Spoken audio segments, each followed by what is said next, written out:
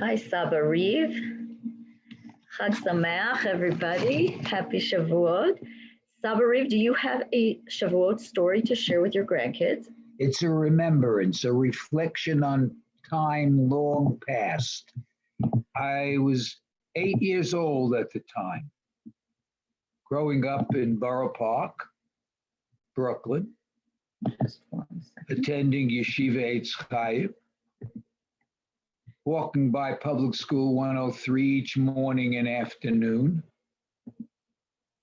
The series of fistfights with Walter Kozlowski next door, invariably on Sunday after he would return from church, that was going on with great regularity and intensity. Call them a draw, perhaps, thus far at least. And Andy down the street, a 10-year-old, had jumped me for the first time several days before Shavuot. His jacket yanked up over his head menacingly. His first reaction was surprise when the yarmulke boy fought back hard. But he refused to go limp, the unspoken signal for capitulation. His back arched, his legs thrashing. He was pinned like a folded cardboard box, half on the sidewalk and shoulders up against an old green Pontiac parked in front of the street. But he soon broke free. Much later, we became friends, thank God. He grew twice my size, but he fought on angrily then. My birthday would be in a few days, 8 days before Shavuot. My bris had been on Shavuot, on the Yontif itself, much to the joy of my mother's family, a special grandpa who arranged for the Kiddush at his shul.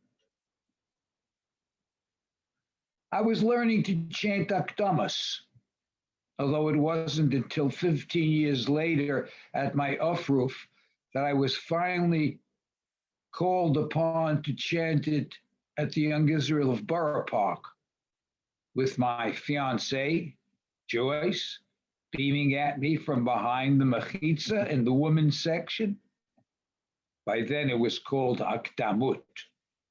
Now I was 8, and the Aramaic was hardly tripping lightly from my tongue, even with Papa's silver dollars smoothing its way, a kind of healing balm for its proper articulation. Did I think I could stay up until midnight this Shavuot? My Papa asked me. Certainly, I answered. I'm a big boy now. I could stay up all night if I had to. Why? Papa explained. To catch the sky open for a fraction of an instant, and if I am alert, any wish or prayer that I would make would be fulfilled, because on the eve of the festival of Revelation, Shavuot, the sky opens annually in a symbolic reenactment of that singular event at Sinai.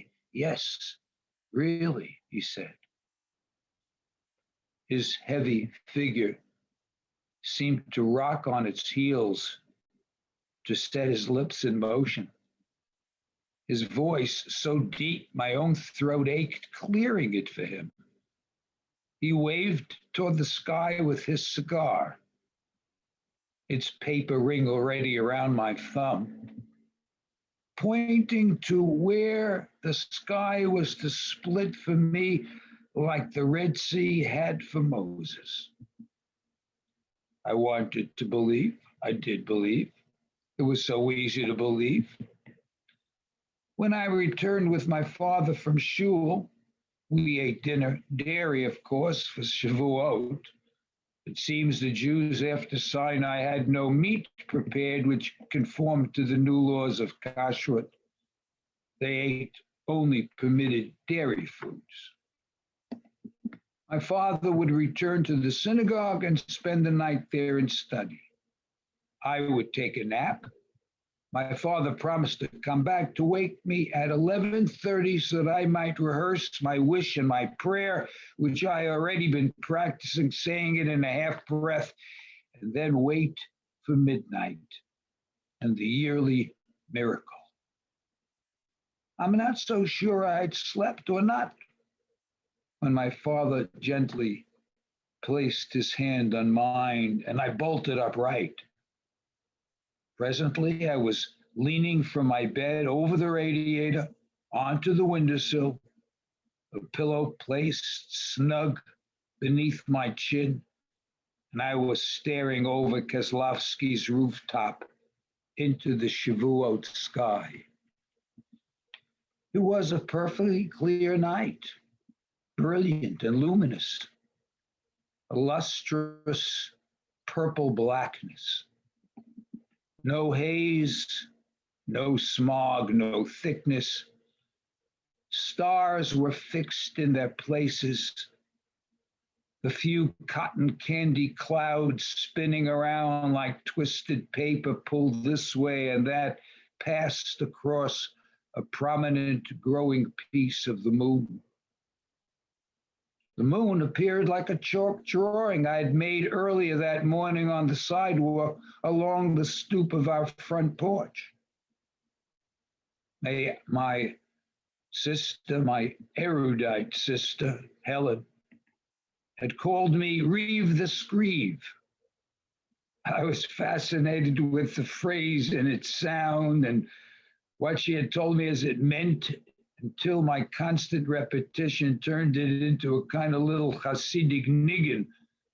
I chanted to myself all that morning, Reeve the Screeve, Reeve the Screeve. The chant now returned to my lips as I stared out at the purple midnight sky. When would it happen? A minute to go, and less, and less, and less. The second hand came around. The clouds parted, and the moon rolled aside like a wheel revolves to open a vault of a door, and there it was. My timing was impeccable. I didn't freeze. Let me be smarter and stronger than they are, God. He knew who they were.